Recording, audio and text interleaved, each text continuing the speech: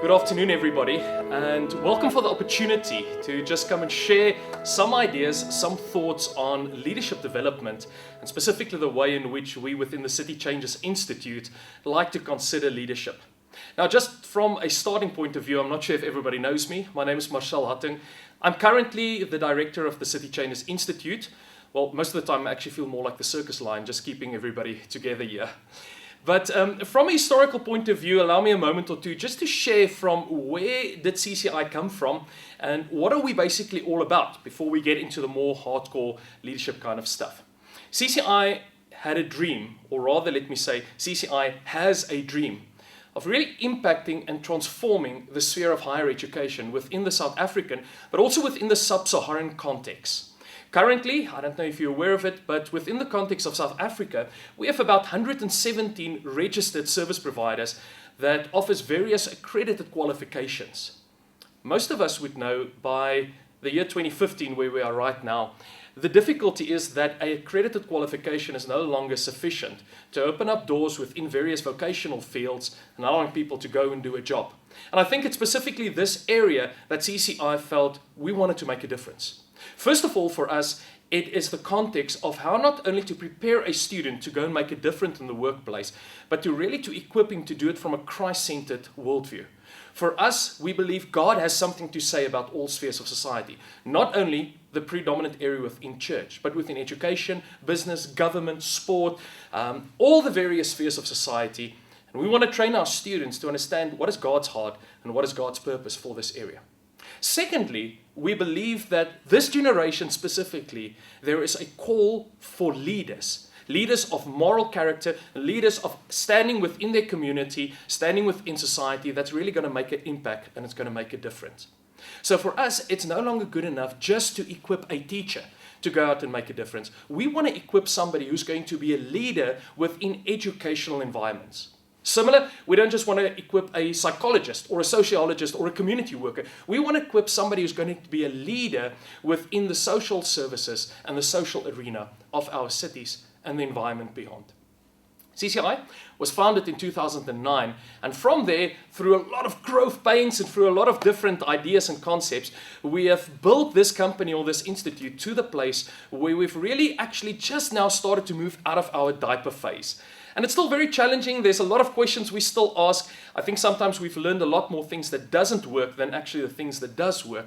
But by God's grace, the things that does work, we have seen how this has made a tremendous impact, both on undergraduate as well as postgraduate level within our students. So from a model perspective, just to give you an overview, what are we dealing with in CCI? CCI basically has three different levels in which it functions. The first level is what we call CCI Academic. Now, CCI Academic is your classical university kind of model. We have undergraduate faculties and we have a postgraduate faculty. Currently, we focus on theological training, educational training, and then also within the area of social services. And then there's a couple of certificates in between. And then on the postgraduate level, we mostly focus on our partnership with Regent University in the USA that offers us the MBA qualification, the Masters in Business Administration, as well as an MOL, the Masters in Organizational Leadership. And this is something of a unique qualification in the South African market, where we can put both the MBA, which is more managerial, more business, more systems, right next to the leadership, which is more people-orientated. And this is also the reason why we're here today, is to talk more about the people side of education and business and everybody than really the system side. So in a nutshell, CCI Academic is our first focal area, both undergraduate and postgraduate qualifications. Our second orbit is then what we call CCI Vocational. And I think this is something of the unique niche market in which CCI then has its focus. When we did our preliminary research in 2009, what we found is that there are basically 5 different methodologies or strategies or outcomes. We're not really always sure what to call this, but 5 different methods in how you can prepare somebody to enter into the workspace. Allow me just to explain this from a theological or a church point of view for a start, but the method is duplicatable within all the different spheres of society. The first way, let's say for instance, you want to become a Dutch Reformed reverend. I will send you off to the University of Pretoria for a couple of years, about 7 years. Undergraduate work, you're going to study a BTH, then you're going to do a BTH honours, then you're going to do your master's qualification. And because you have the qualification, somebody is most probably going to employ you as a reverend of a dominee dan altans.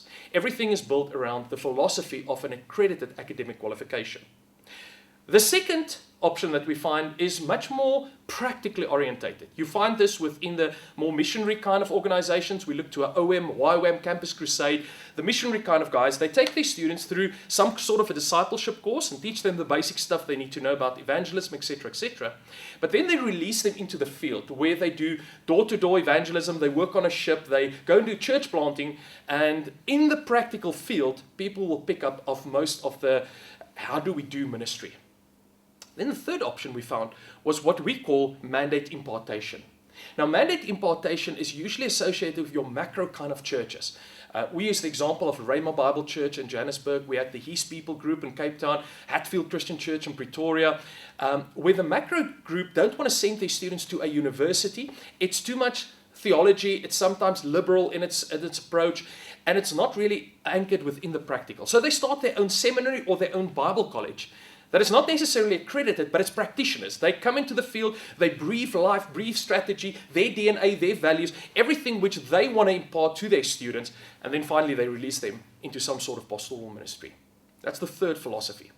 The fourth one, which is now very prominent within the Western world, is what we call leadership development then. Leadership development is a focus that the church of the 21st century is in essence an organization. Not a business, but an organization. You sit with all the dynamics. You work with people, you work with HR, IT, communication, and all of these various things. So if you want to quote John Maxwell that says everything rises and falls with leadership, we want to make sure that our students have enough theological and ministry exposure, but in the end they understand how to lead their organization or the institute or the company that they're involved in.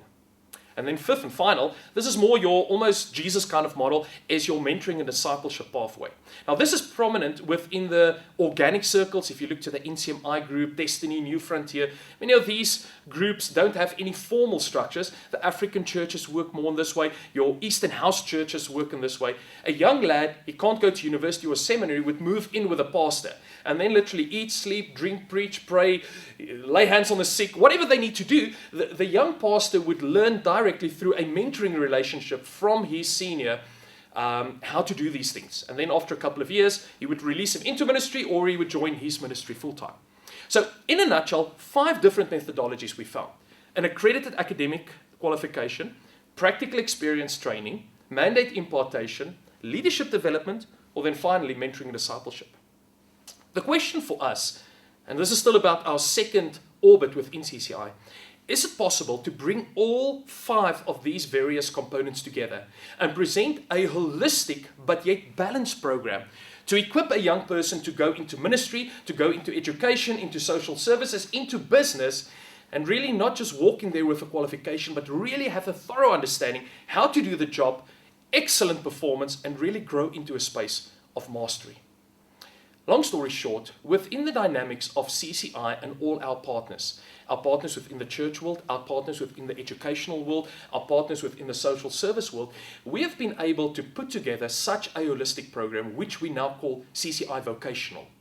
So all our CCI vocational students, for them, it's not just an academic qualification which they get. Yes, that's included, but so much more. They go through all 5 of these mechanisms in order to raise a leader that will truly impact and transform the society in which they go into. And if there are more questions exactly how these programs work, after the workshop, you're welcome just to corner me. All our information is also on the website available, or our administrative team will definitely go through all the various components. But just to say again, CCI Academic, the first one is just the academic component. CCI Vocational include academic, but the other 4 components of practical, mandate, leadership, and mentoring and discipleship is also included within that one. And then we get to our third and final sphere, and this is where some exciting things are taking place. CCI found out that there's a huge need still within the context of continuous education or professional education. And that's why we started the third orbit called CCI Professional. Now, CCI Professional for us, and most of CCI's people, are really human specialists. We are not so much specialists within the systems of various organizations and business. We know people. and specifically when it comes to what we call human capital development. We see our people as the capital of an organization. Let me give you an example. If you had to go back a couple of years ago and you look at a product like Coke. Now, for many years, Coca-Cola had something of a niche market because there was a formula, a secret hidden formula, and if memory serves correctly, they called it Formula X or 7X that was in Coke. And nobody knew what that formula was, and because of that formula, it was kind of the big secret, and Coke was mysteriously this great product. The story goes that apparently Hitler, Adolf Hitler in the Second World War, was addicted to Coca-Cola to some extent. Now, there is some reference that there was some addictive material in Coke in the original days, but in any case, when the Second World War broke out, Coca-Cola no longer exported into Germany. So he got all these scientists together, and the best they could come up was apparently Fanta. So for all the Fanta fans, it's apparently second graded to Coke, but we're not going there right now. If you go to a company like Gillette, Gillette had a cutting edge within society because they were the first company who had disposable razors. Now the company could reproduce on a mass level disposable razors, and they were the market leader. Today, things are quite different. If you take a drop of Coca-Cola into an average laboratory, you put it under a machine, and the machine tells you exactly what's in Coke. No more hidden formulas. Today, we spend $1 billion on some new patent within America or in the West. Tomorrow, mass production within China, and everybody in the world has the product available. So the companies that really differentiate from other companies are the people that believe human capital is now the key.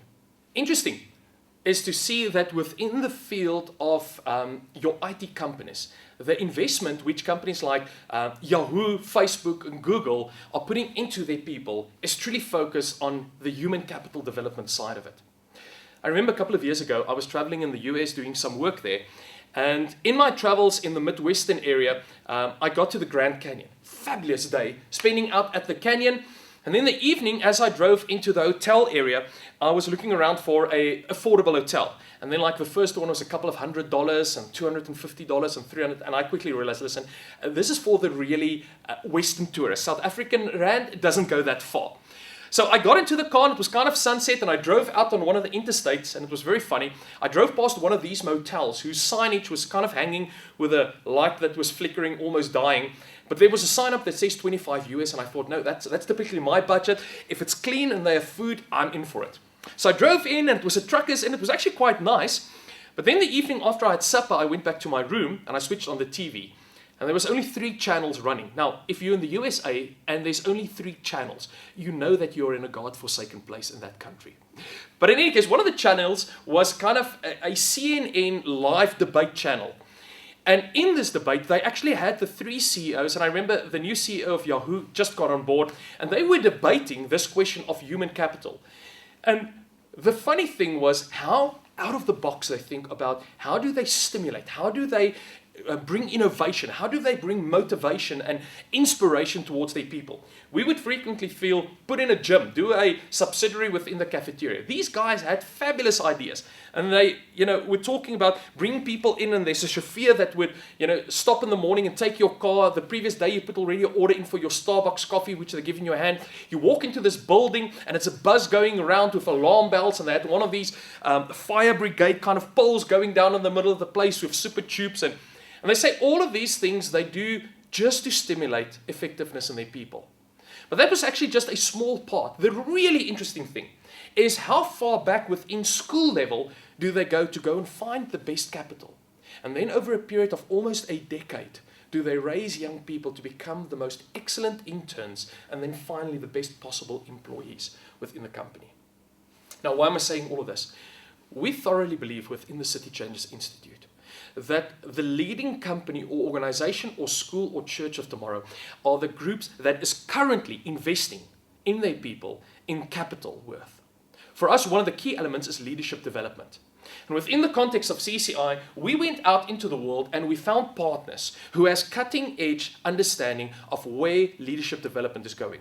So we partnered with groups like Regent University in the USA with a master's degree in organizational leadership. I had the privilege of doing my PhD in organizational leadership with them. Massive long course, 3 years of coursework, then a dissertation, but really getting an understanding of global leadership from the USA perspective. But then we partnered with a group called Expand International, a European context company. They're about 30 years old, 9 different European countries, about 180 consultants. And for about 4 years now, they've spent investing in my senior leadership team how to understand leadership from a European context.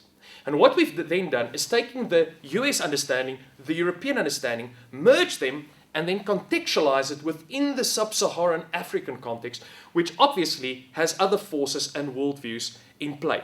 Now, let me give you a bit of examples. Where's this whole conversation going? Within the field of leadership development, we are very much accustomed to think in a hierarchical format. We find this, and I'm generalizing, very much within the USA context. 4 different levels of leadership development that we would like to see, or we call it, we want to climb the corporate ladder.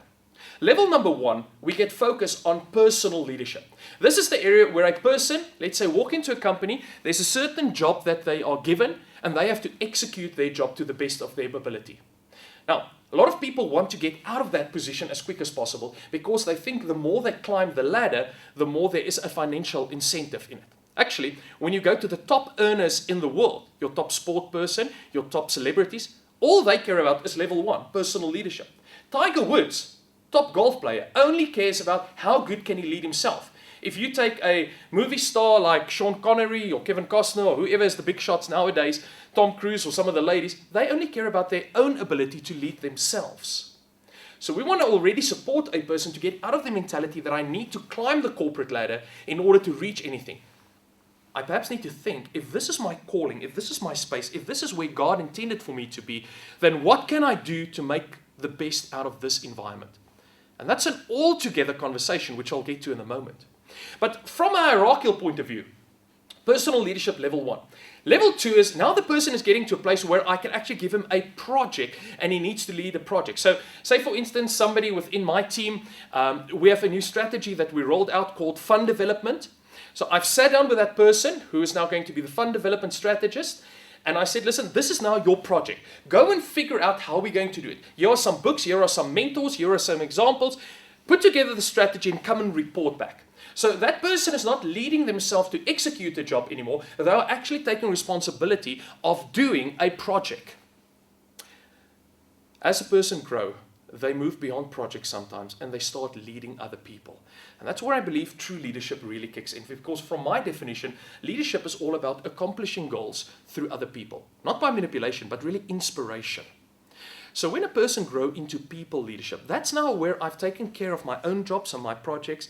This person has grown and shown ability to understand people and to lead people. And I, as the leader, now delegate a department or whatever to a young new leader. And they start to lead those people, raising them up.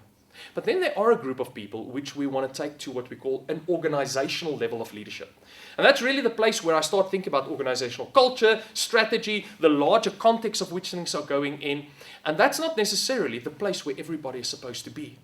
And in the South African market, unfortunately, we have such a drive right now. Everybody wants to get to the organizational level. Rather, what can we do to figure out, this is my calling, this is my purpose, this is the area I'm supposed to be in, and I can grow in that area. And that's where what we found from the European model is really to making a difference for us. Because the European model, yes, there are growth obviously in positions in a company, but they like to think much more in terms of what they call mastery. Now, the mastery scale is altogether different, which run on 5 levels. Level 1 at the bottom. Any person moving into a new role or a new company or new position is a student. That's level 1. Statistics shows us that you need about 5 years of dedicated work within that role to grow to level number 2 where you become professional. The different students trying to figure it out, he has a mentor, a coach, somebody that helps him. A professional knows exactly how to do the job. He knows the insides out, he knows why, he knows when are we going to do it, and he feels, I have weight, I have authority within my position. Then after about another 5 years, now it's 10 years in a row. So you walked into the company at 25 years old, 30 you're professional, 35, now you become what they call a traveler. It's interesting in the European context how many companies lose quality people around about this 10 to 15 year mark, where the people kind of become a little bit edgy and they want to see new things. They want to experience new things, so they resign their position and then move over to another company in order to gain new experience and new insight.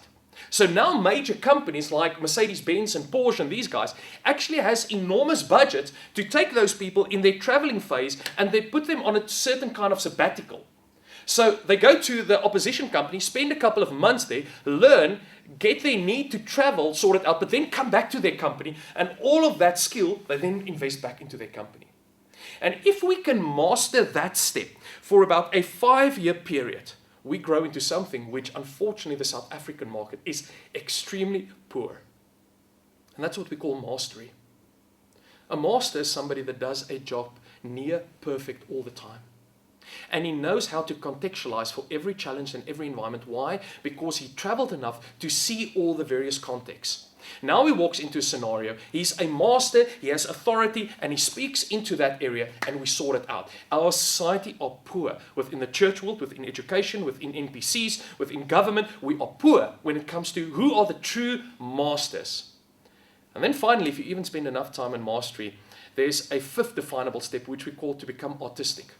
And the artist, if you think for an artist in Paris, he's somebody that can look at the empty canvas and then he brings forth something new, a creation. He walks into a scenario and then he brings forth a new creation that is needed.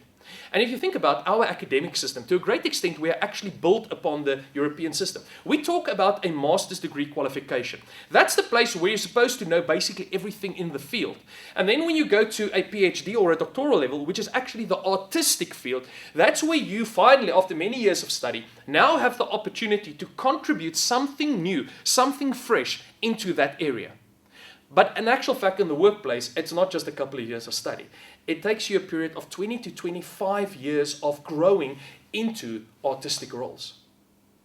What we therefore want to see is how can we take these two scales, merge them together, that for a young person, already at a younger age, we can support him in his development of people thinking or organizational thinking, that by the time he reaches 35 or 40, he don't have to start at scratch as a student, but there's already a professional level in his life. And by the time they reach 50, they start traveling, and then we see how we raise masters within this field of ours. Now, with our partnership Expand International, we have designed quantitative tools that can help assess people, both the leadership scale as well as their mastery development, in order where are they supposed to fit into society. Now, obviously no test is absolute foolproof. The proof is in the pudding. You have to put the person in the role to see how it goes. But at least we get some sort of an understanding. What is the appetite of that person? Are they talking people? Are they talking leadership? Is it strategy? Or is that person zooming in with the work in front of them and they want to dedicate their life to become the best possible artistic administrator they can possibly be? And that is what we truly believe will bring a major change within people if we can align them within the South African context, not to think so much hierarchical, but to start thinking about a mastery development within their own life and what they are doing. Now, here are just some extra tips on the whole thing of mastery. I'm not going to spend a lot of time here, but Sir Ken Robbins, he's a British gentleman, wrote a book called The Element. You're welcome to go and find it on Amazon or whatever. But he talks about this concept of growing in mastery. And there's actually very few books available on this topic in English. We find a lot within German and French and Dutch and these contexts, but this is a good one to read. He says the first thing is a person that grows into mastery is a person who understands their own talents. They've discovered their talents or their strength. They've made peace with the fact all the things they are not, and they dedicate their life and their job to grow and to do what they naturally do best. That is a person that will grow to mastery. The second point is the fact that those people work within the field of their passion. Now, passion is an interesting thing. The Latin word there, passere, would actually translate better in the context of somebody that has a willingness to suffer for something. A couple of years ago, Mel Gibson made a movie, The Passion of Christ. And there was no happy party or whatever in Christ. It was a story of the suffering that he went through, the passere. Somebody that is willing to suffer for something. That's a kind of a dangerous person. That's a person that becomes on fire to get something done. That's the kind of person that will grow into a position of mastery if they function within the field where they feel passionate about. Number three, that Ken Robbins point out, is the fact that these are people that function within a specific place or a zone, a environment where I'm comfortable to grow and to develop and to really make a difference. Those are the people that find the niche area. Futuristic environment, a flexible environment, a rigid environment, an outdoor environment, whatever would be required. Number four, they belong to a tribe. These are the people that understand the community, they understand how to draw strength from their community, and unfortunately, just within my white Afrikaans community thing, this is a very weak point because we are very fragmented as Afrikaans people in this country. Most of our African people have strong heritages where they link in and where a difference is being made. And then number five, they have mentors within their lives. And mentors are people that constantly build into their lives to make a difference. Now, just to quickly throw in a story here. A couple of weeks ago, I was training up in Limpopo province, had a group of leaders coming together. And in this group, there was an old African gentleman. We were presenting a course on authentic leadership. And while we were going through the course, he shared some of his life experiences. And it came out that he was actually part of the Royal Venda clan. I thought, yes, this is cool. It sounds interesting. He explained how they work with an elephant, and he's part of, I think, the foot or the trunk or something. But in any case, at the end of the conference, he asked me, can he see me the next morning before I leave back for Pretoria? And I thought, yeah, why not? I mean, I'll give him an hour time or whatever. Couldn't feel that this is a very strategic thing. Mistake of my life. It turned out that this gentleman had a doctor's qualification. He was a PhD.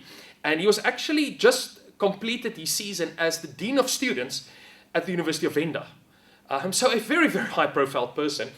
And then he shared with me in 2008, when he started his role, the University of Venda was renowned in the country of our 26 parastatal universities as most probably the one who had the most student riots taking place, disrupting literally weeks of class on the campus where nothing could take place.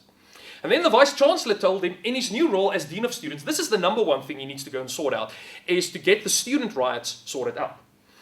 Well, he went and found out that the SLR, the student body, was actually responsible for most of the riots. Apparently, there were one or two riots that weren't caused by the faculty in the end. He went through a process, got kind of fired and cleaned house. There was a whole story about that. But he said, for him, the answer was, rioting will get you nowhere. Leadership is the answer. If we can raise leaders within the context of this university to lead a university, there's no more reason for disruption and burning down classrooms and things like that. Let us lead into a preferred future. By 2012, 5 years later, they didn't have a single student riot on the University of Venda anymore. He transformed that entire university through just the mentoring input into those young people's lives. He actually went on just to tell me the story. This was funny. I'm not sure which year it was, but it was after that. The executives came to him and said, listen, we have to do the student or the class price, the tuition fee increase for the next year. You need to go to the student parliament and then present this budget to them, get their approval that we don't have riots or whatever, but we cannot take less than 10%. Okay, this is always difficult. So I went to the students, and immediately the student body called together all their postgraduate accountants and actuarial science guys to say, this is the budget, come, let us pull this thing apart. A couple of days later, they came back and said, listen, Professor, yes, we have a problem. We cannot accept this budget. And he thought, oh God, here it comes now. He said, this university cannot afford less than a 12.5% increase. We cannot afford just 10%. I said, well, that just proves the point. The moment we grow people in their understanding of what leadership is all about into a mastery role and not just what is in it for me, how do I climb the hierarchical ranks, that's the answer. And that's what we want to see being accomplished in our next generation of leaders. How do we do this? Now, this is where CCI, in partnership with Expand International and some of our other partners, brought in a model. And this model originally, to a certain extent, was designed by a guy called Paul Hershey and Ken Blanchard, if you're perhaps familiar with some of their writings. In the mid-60s, they popularized a model known as situational leadership model. And situational leadership model basically takes you through a bell curve, S1, 2, 3, and 4 quadrants. And though the model itself is a little bit rigid, there was some brilliant thinking on the backside of this model. And basically, this is what it's all about. S1 is actually all about personal leadership. This is where you take a young person and you develop them with their own competencies of how do I become the best possible leader. You take him to S2, which is all about developmental, or we like to call it coaching leadership, where it's not only about me, but I need to start thinking about other people. How do I grow my team? How do I get performance out of my team? How do I stimulate a developmental culture? More than just me as the leader having to take you by the hand and leading you through the process, and I burn out in the process because I can't take care of 50 people's development process.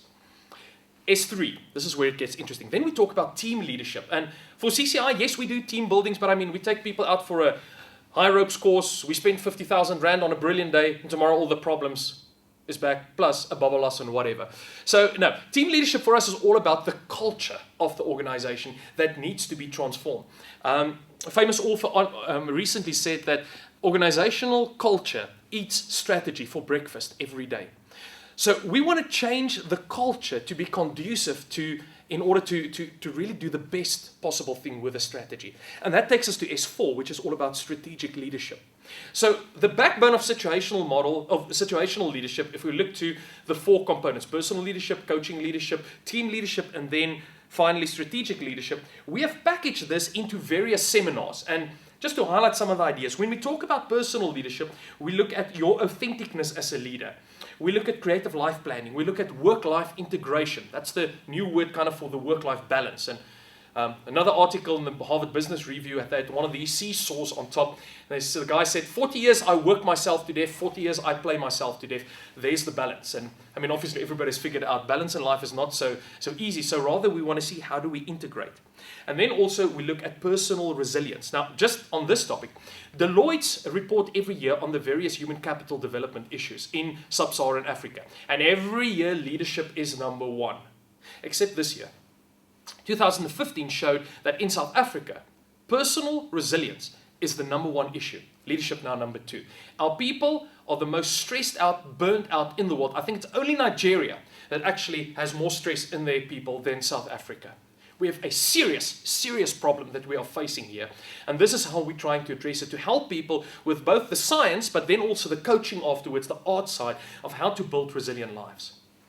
Then we go into aspects like with coaching leadership, building recruitment networks, developing and coaching employees in your team, stimulating the performance of your people, and then also how do I do employee interviews and conversations with my employees. When we go to S3 or then to the team leadership, we look at building effective teams, creating healthy organizational culture. We want to look at redeeming conflict in the organization, and then also effective organizational communication strategies. And then finally, S4 or the strategic leadership, how do we build effective organization? How do we do strategy development in a company? How do we do organizational governance planning? And then also transition leadership in the end. And this is fascinating. We're working with a couple of schools also, where we sit with what they call it the dagbestuur or the governing body, and we support them with a strategic process. We teach and train them how to do governance, but then we take the prefects or the student council and we do exactly the same with them. And then after a couple of days of training on both sides, we bring these 2 groups together, and you see the most absolute phenomenal results within those schools. How the governing bodies, as well as the prefects, takes co-ownership for that school and the years and the process that's supposed to take afterwards. Now, I think that's enough just to touch on some of the leadership qualities and the leadership aspects that we are looking at. We want to see how do we grow in leadership, but also in mastery, and how do we facilitate that through various seminars, coaching initiatives, workshop, etc., etc. One of the final things that I just want to leave with you, and this is a thing that's really been, as a leader of a company and an institute also, that's been troublesome, especially when I look to some of my younger students, is how do we get effective motivation within the lives of our students? You know, when I read about motivation, we are frequently confronted with the kind of external motivation, or the, carrot in front of the donkey's nose, and he's just walking. As long as the leader is putting in the motivation, we'll go there. But the moment the external motivation stops, then kind of the whole thing falls down flat. Now, the story is told by Viktor Frankl, and I'm not sure how many of you are familiar with Viktor. He was one of the Second World War guys that survived it. He went on to become a famous psychologist, or I think a sociologist actually, and then wrote many books, but specifically dealing on the fact of what were some of the internal motivators that helped the people to come through the challenges they were facing in the concentration camp. Now, excuse me, I don't have all the dates and the numbers sorted out, but the story goes that within the camp, I think that he was, In the year 1944, the year before the end of the Second World War, somewhere in the latter half of the year, there was a rumor that broke out that the Allied forces is going to rescue them on Christmas Day 1944, on the 25th of December. And they had various ways in which they encouraged each other. There was handshakes, there was motivation, and very, very few people actually died. Now, they were fortunate. Apparently, there was not a lot of gas chambers there, but very few people died up to the point where they reached the 25th of December. 25th came, and obviously we know from history, they were not liberated. Interesting, just 7 days later, by the 1st of January 1945, there were literally, I don't know if it was hundreds or 20, 30, 40, but a huge amount of people already died, becoming despondent. No more external motivation. Finally, by April or May 1945, when they were liberated at the end of the Second World War, it was fascinating that literally hundreds of those people perished. Victor did a lot of research on exactly the happenings there, and the conclusion was that there were basically three things that motivated the people who did survive to get to the end. And these were the three things which he called the strongest internal motivators. First thing is those people once again worked with their talents. Interesting, Robinson had the same idea.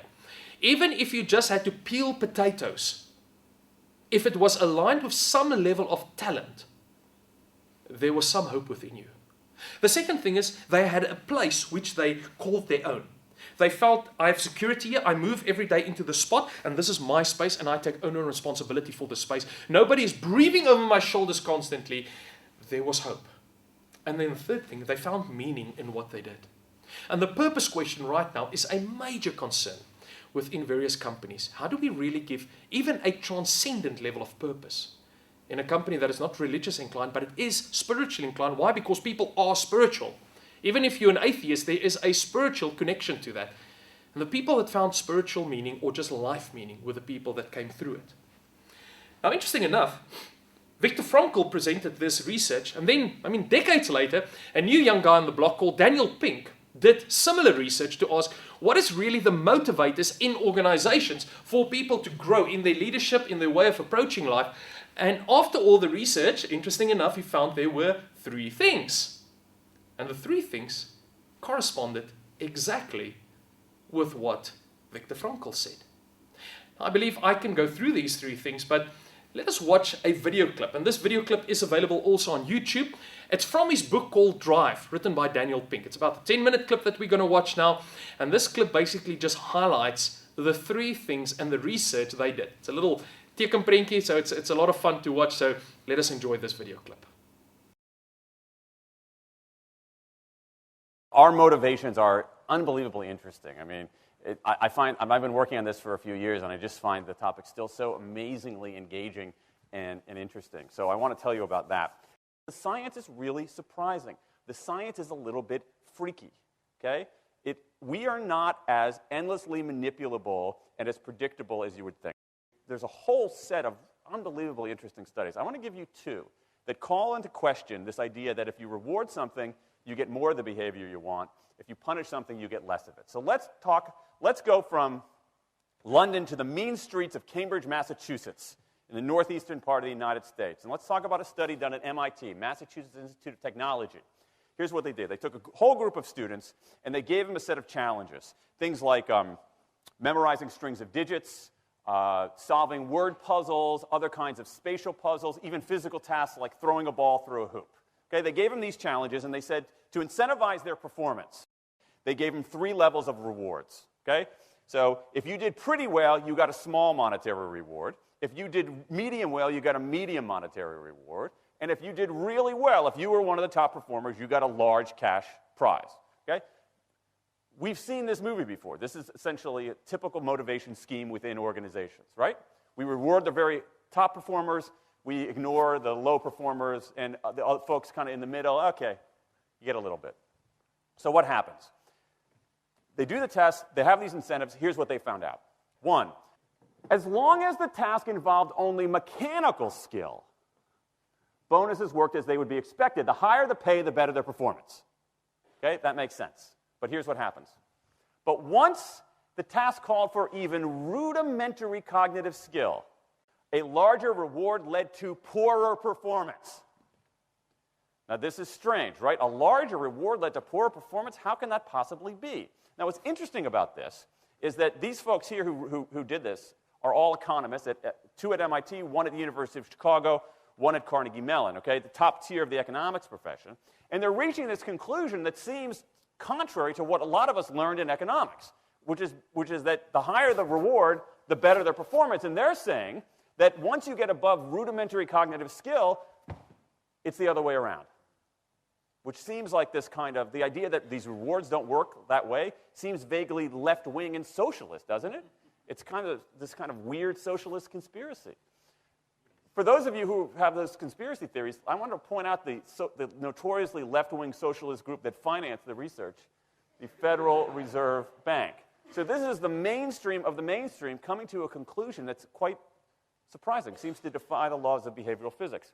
So this is strange, a strange finding. So what do? They say, this is freaky. Let's go test it somewhere else. Maybe that $50 or $60 prize isn't sufficiently motivating for an MIT student, right? So let's go to a place where $50 is actually more significant relatively.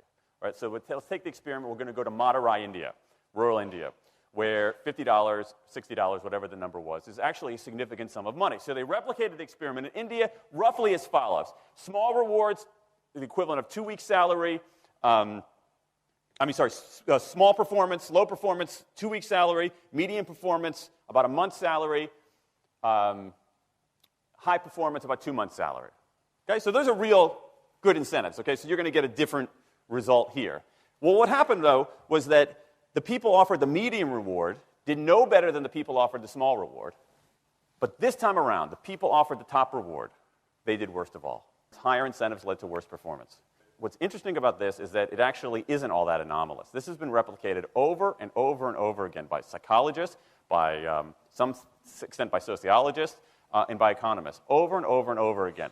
For simple, straightforward tasks, those kinds of incentives, if you do this, then you get that, they're great. For tasks that are algorithmic, set of rules where you have to just follow along and get a right answer, if-then rewards, carrots and sticks, outstanding. But when the task gets more complicated, when it requires some conceptual, creative thinking, those kinds of motivators demonstrably don't work.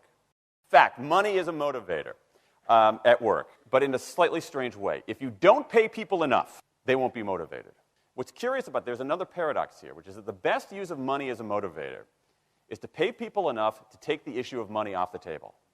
Pay people enough so that they're not thinking about money and they're thinking about the work. Now, once you do that, it turns out there are 3 factors that the science shows lead to better performance, not to mention personal satisfaction. Autonomy, mastery, and purpose. Autonomy is our desire to be self-directed, to direct our own lives. Now, in many ways, traditional notions of management run afoul of that. Management is great if you want compliance, but if you want engagement, which is what we want in the workforce today as people are doing more complicated, sophisticated things, self-direction is better. Let me give you some examples of this, of almost radical forms of self-direction in the workplace that lead to good results. Let's start with this company right here, Atlassian, an Australian company. It's a software company, and they do something really cool. Once a quarter, on a Thursday afternoon, they say to their developers, for the next 24 hours, you can work on anything you want. You can work on it the way you want. You can work on it with whomever you want. All we ask is that you show the results to the company at the end of those 24 hours in this fun kind of meeting, not a star chamber session, but this fun meeting with beer and cake and fun and other things like that. It turns out that that one day of pure, undiluted autonomy has led to a whole array of fixes for existing software, a whole array of ideas for new products that otherwise had never emerged. One day. Now, this is not an if-then incentive. This is not the sort of thing that I would have done 3 years ago before I knew this research. I would have said, you want people to be creative and innovative? Give them a freaking innovation bonus. If you can do something cool, I'll give you $2,500. They're not doing this at all. They're essentially saying, you probably want to do something interesting. Let me just get out of your way. One day of autonomy produces things that had never emerged. Right, let's talk about mastery. Mastery is our urge to get better at stuff. We like to get better at stuff. This is why people play musical instruments on the weekend. You got all these people who are acting in ways that seem irrational economically. They play musical instruments on weekends. Why? It's not going to get them a mate. It's not going to make them any money. Why are they doing it? Because it's fun, because you get better at it, and that's satisfying. Go back in time a little bit. I imagine this if I went to my first economics professor a woman named Mary Alice Schulman. And I went to her in 1983 and said, Professor Schulman, can I talk to you after class for a moment? Yeah. I got this inkling. I got this idea for a business model. I just want to run it past you. Here's how it would work.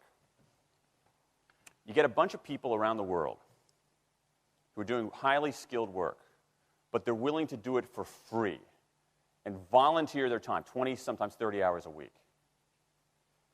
Okay, she's looking at you somewhat skeptically there. Oh, but I'm not done. And then what they create, they give it away rather than sell it. It's going to be huge.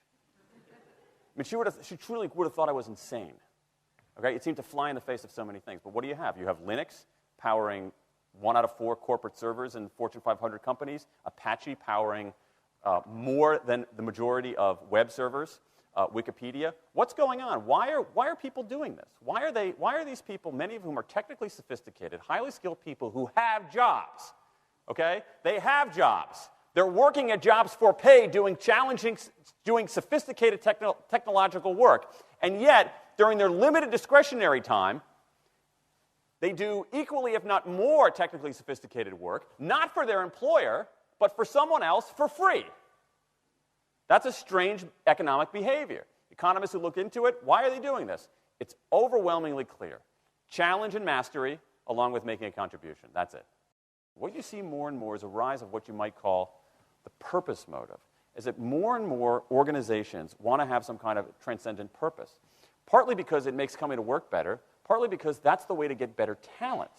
And what we're seeing now is, in some ways, when the profit motive becomes unmoored from the purpose motive, bad things happen. Bad things ethically sometimes, but also bad things just like not good stuff, like crappy products, like lame services, like uninspiring places to work. That when the profit motive is paramount, or when it becomes completely unhitched from the purpose motive, it's just, people don't do great things. More and more organizations are realizing this and sort of disturbing the categories between what's profit and what's purpose. And I think that actually heralds something interesting. And I think that the organizations that are flourishing, whether they're profit, for profit, or somewhere in between, are animated by this purpose motive. Let me give you a couple of examples. Here's the founder of Skype. He says, our goal is to be disruptive, but in the cause of making the world a better place. Pretty good purpose. Here's Steve Jobs. I want to put a ding in the universe. All right? That's the kind of thing that might get you up in the morning and racing to go to work. So I think that, that we are purpose maximizers, not only profit maximizers. I think the science shows that we care about mastery very, very deeply. And the science shows that we want to be self-directed. And I think that the big takeaway here is that if we start treating people like people and not assuming that they're simply horses, slower, smaller, better-smelling horses, if we get past this kind of ideology of carrots and sticks and look at the science, I think we can actually build organizations and work lives that make us better off, but I also think they have the promise to make our world just a little bit better. Okay, I hope you enjoyed this. Yeah, I've seen it so many times, and actually every time it's still stimulating. But the 3 things: mastery, autonomy, and meaning. And that's actually the same things, once again, that Frankl said. The mastery corresponds with the talent part. I'm mastering something. Once again, what we spoke in leadership. It's my talents naturally coming forward. The place, which Frankl defined, corresponds with the autonomy. I'm standing on my own. I'm doing what I need to do. And then finally, meaning or significance corresponds exactly. Purpose. And these 3 things drive our people to have more internal motivation, releasing me as the leader, not having to worry about their growth and development. Yes, obviously there's a role for me. And I actually like to use the word not only to motivate them, but to inspire them. Inspiration, especially our Gen Y, our young generation today, they're not asking so much for the motivational speeches and the rah-rah-rah and incentive bonus as you've seen. They want to be inspired. And that's what we want to do. Help them to get internal motivation, and then as leaders come alongside them and inspire them into greatness. So taking all this together, how can CCI help and support you? Well, on a school level specifically, there are basically three facets that we would like to offer that can really make a difference. The first thing is, when it comes to the leadership development within your school, we would like to see not only the student body or the prefects being trained with some sort of a breakaway, and it's good to have a breakaway, but we want to see how an entire school culture can be transformed in order that the entire school starts talking the language of leadership. We have designed a 3-year program which we run within high schools most of the time. And we've taken some of our MOL and our MBA graduates to co-write this curricula with us. And what we've done is to say that leadership, if you go into an exclusive book and you pick up a book on leadership, you'll most probably find that about 80% of the books deals with the competency of leaders. Only about 10% or 15% with the character, and even less, about 5%, really deals with the identity or the calling of the leader. And we really think about how do you grow somebody. Actually, it works the opposite way around. We first need to establish the calling or the identity. Then we work with the character. Then we get to the competence inside. And we don't have to do a lot of competency because the rest of that person's life, he will pick up books with the 7 Bs and the 8 As and the 3 this and that. He'll pick up the skills. So our 3-year curriculum is then built on the concept of how do we establish calling, how do we establish character, and how do we establish the competency or the skill facets. We have, as we wrote the curriculum, we have introduced it in one of our schools in Pretoria during the last 6 years. And at one of the latest prefect election or student body election, it was interesting. I mean, in my days, it was a popularity contest. You put all the loudmouths on the stage and everybody kind of voted. This was entirely different. It was a very serious, even a quiet evening, where very strategic questions was asked from the audience, the children, the learners, to the people on stage. And it was saturated with leadership language. What is your dream? What is your vision? What is the struggles that you're anticipating? How are we going to build on the previous generation? Etc., etc. All the questions in the room was geared to really select people of influence, of character and moral values. And that school, interesting enough, and I'm not going to mention the name now, but now for 2 years in a row has been voted the top private school in Pretoria. And we are honored to be associated also with that school. The second area then where CCI can support, especially our school groups, is in a process that was designed actually by Expand International themselves called Power Check. Now I know all schools, myself included, present a process which we call the aptitude tests, where we take usually our grade 7s and then again perhaps a grade 9 and then a grade 11 through certain tests to test the aptitude or the natural skills and the talents within their lives. Now, I remember clearly going through that process, and we thoroughly believe it is critical to measure those areas. But when my life orientation teacher came back to me, or the school psychologist, said, Marcel, you can do anything. And I kind of had a passion for the sciences. I was on my way to the medical field. But 2 things you should not do. Never work with people, never work with literature. Now, funny enough, that's exactly what I'm doing today. And the reason why is because this really became my passion.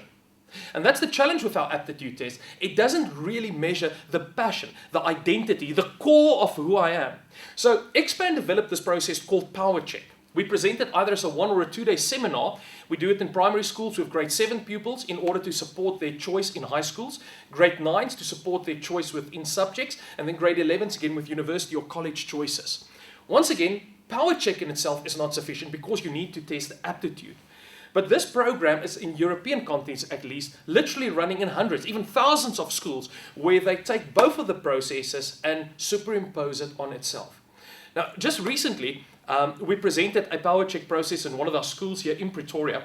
And the chairman, Dr. Anton Venter of CCI, his daughter is now in grade 9. And he told me that prior to the Power Check where we invited her, she had literally no idea what she wanted to do. It wasn't even that these are the options. It was kind of like, I'm still all over the place thinking, what do I do, what subjects? She went through a 1-day Power Check seminar. And it was on a Friday. She kind of skipped school for the day to come and do our seminar. And then the next week, I think it was the Tuesday evening, their school had an evening where they selected their subject choices. She walked to the counselor, she told him, these are the subjects I'm doing, this is my idea for undergraduate studies, then postgraduate studies, that's what I'm going to do.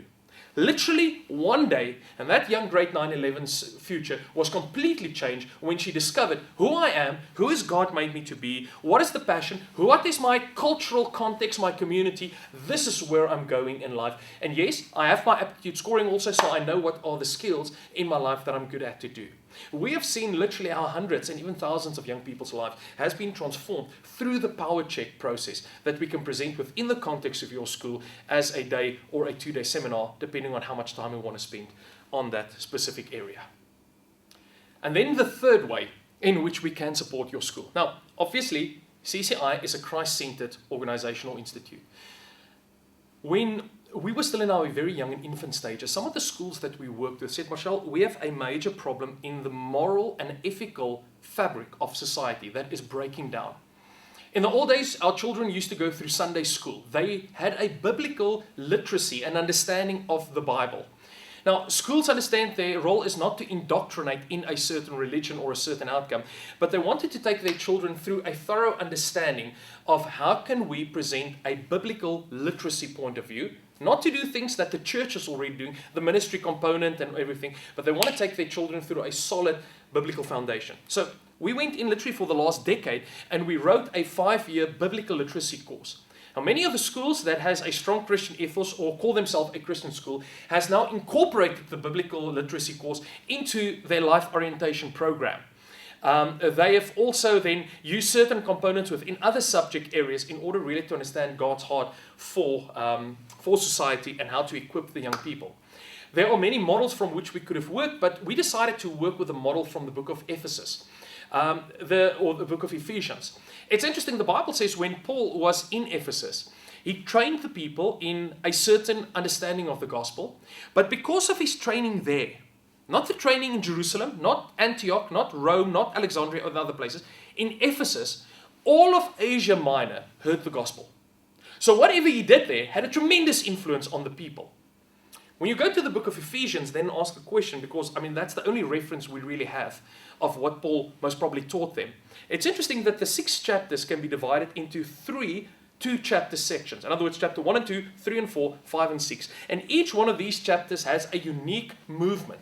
Chapter 1 is all about, and the key phrase there is being seated in heavenly places. In other words, I understand my position where I'm seated in Christ. Chapter 2 is about, of chapter 3 and 4, and in case the second section is about walking worthily of the calling that's been placed upon my life. And that's about how do we interact, how do we walk out into the world. And then chapter 5 and 6, or the third component, is where Paul says, now I take a stand. That's, for instance, chapter 6, the famous spiritual warfare chapter and everything. All of that is about how do I take in the position. I know I am in Christ. I know how to walk in the calling that Christ has posed on me. And now I'm taking the stand.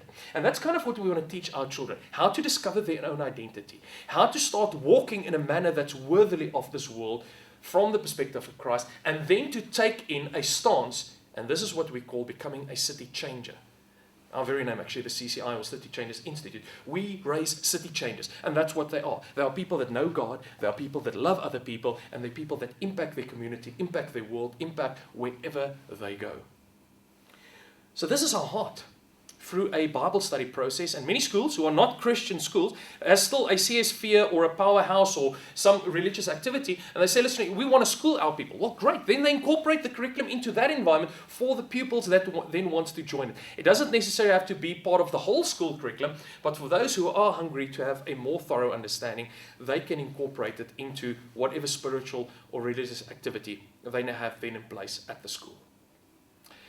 So this actually then brings us to the conclusion of today, and I'm honored for the hour time that you've given me to just come and share some of these thoughts. Let me just wrap up to say again that this is the heart of CCI. Though we are a higher educational platform and support people within undergraduate, postgraduate studies, or their vocational studies, or then professional development within the corporate or education or ministry context, our heart is then to raise leaders that not only climb the hierarchy, but has an understanding of leadership as a mastery skill. We do it from a model which the backbone kind of is the situational leadership model. We train personal leadership through seminars and courses. We do coaching leadership. We do team leadership, all about the organizational culture. And then again, strategic leadership. We spoke a little bit about the internal motivation, and these are a critical factor, or is a critical factor in how we support people to lead their people, especially in a school context or in a business context. How do I lead my people? How do I lead the children to have internal motivation? And then we end off to say, specifically in the school context, we support schools through leadership development. It might be incorporated into their life orientation. It might be a leadership incubator where we want to take certain leaders of the school through the process. It might be a leadership academy as an extramural activity for school kids. Then we have, secondly, the power check process, which is parallel to the aptitude test that look at the identity and the calling of the person. And then finally, also the Bible literacy course that we present in order to help our people to become true city changers. Now, just to say, obviously, we're going to give the prospectus to everybody today, some marketing material. We have executive summaries on all of these programs with more detail. If you want more hard copies, please just contact our office and speak to our communication department. But all of this is also electronically available on the website. And it's obviously easy. It's CCI, City Changers Institute, .ac for academic.za. So you're welcome to go there on our website and get all the information downloaded there, or just drop us an email and we'll send you any of the information you also like to have.